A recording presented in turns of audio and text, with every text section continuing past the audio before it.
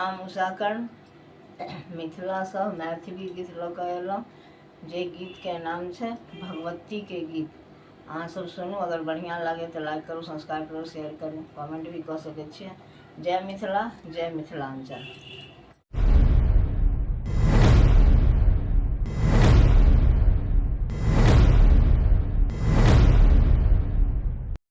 कौने रंग डोलिया माँ के, कौने रंग ओहरिया हे मंदिर में माँ के।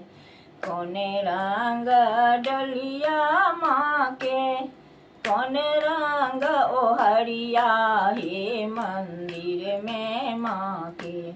कौने रंग बत्ती सो कहार हे मंदिर में माँ के।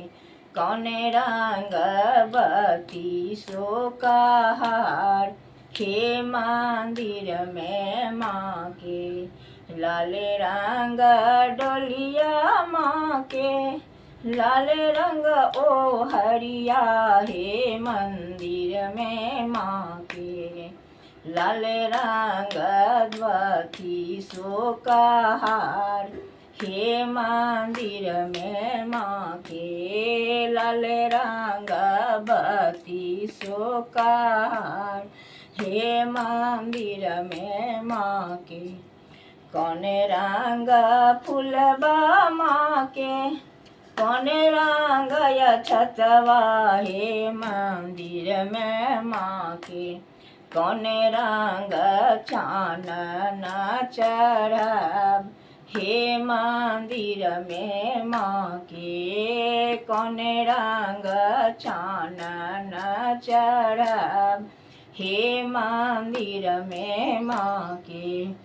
उड़हुल के फूलबा माँ के, उजड़ा अक्षतबा हे मंदिर में माँ के।